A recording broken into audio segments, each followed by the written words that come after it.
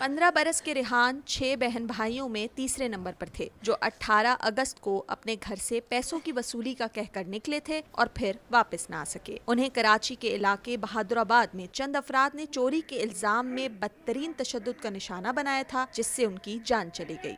अदालत, कोर्ट सब क्यों बनाए? हमें देखें, अभी हमारा बेटा चला गया, हम भी तो अदालत के धक्के खा रहे हैं ना।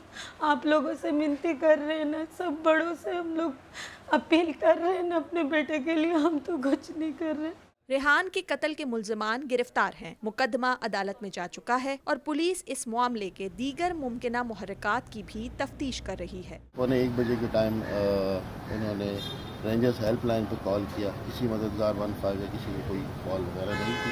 रेंजर्स कॉल करने के बाद जब रेंजर्स वहाँ पहुँची तो तब तक कि बिल्कुल इसकी कंडीशन जो थी वो बहुत सीरियस थी, जिसको फौरी तौर पर रेंजर्स ने जना अस्पताल पहुँचाया, लेकिन रास्ते में वो उसकी डेथ हो गई। उसके ऊपर फिर हमने वहाँ से जिस घर के जो लोग थे, दानियाल यूसुफ और एक और फिरोज खान, 2 बंदों को गिरफ्तार किया। इसको पानी फेंका ऊपर, पानी फेंका ना, देखा कि जिंदा है कि नहीं।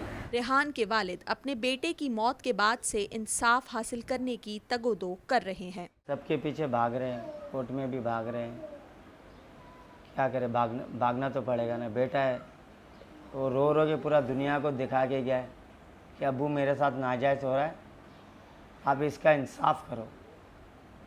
उसी इंसाफ के लिए भाग रहा हूँ। ऐसे लोगों को तो ऐसे सबक दे ताकि ज़िंदगी में किसी गरीब के बच्चे के साथ जो है ना, ख़ास तौर पे ऐसा जुल्म ना करे। बच्चों के हुकूक के लिए काम करने वाले समाजी रज़ाकार राना आसिफ कहते हैं कि रेहान की मौत के जिम्मेदार मुआशरा, कानून साजी की कमी और इदारों का कमज़ोर होना है। हम वो निज़ाम नहीं मुहैया कर पाए जिसमें बच्चों को जो है तहफ़्फ़ुज़ का एक निज़ाम हो और चाइल्ड प्रोटेक्शन इन्वायरमेंट में असर हो।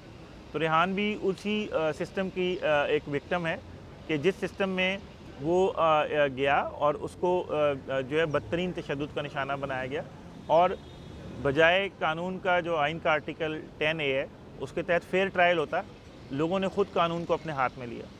रेहान अब इस दुनिया में नहीं, लेकिन उसकी यादें और शरारतें ही अब उसके वालिदैन के लिए मताए हयात है। जिस मुआशरे में सजाओं पर अमल दरामद ना होने के बराबर हो और इंसाफ की फराहमी में ताख़ीर भी हो, वहाँ अक्सर फैसले अवाम अपने हाथों में ले लेती है। रेहान के वालिदैन का कहना है कि उनके बेटे का जुर्म इतना बड़ा ना था जितनी बड़ी सज़ा उसे दे दी गई।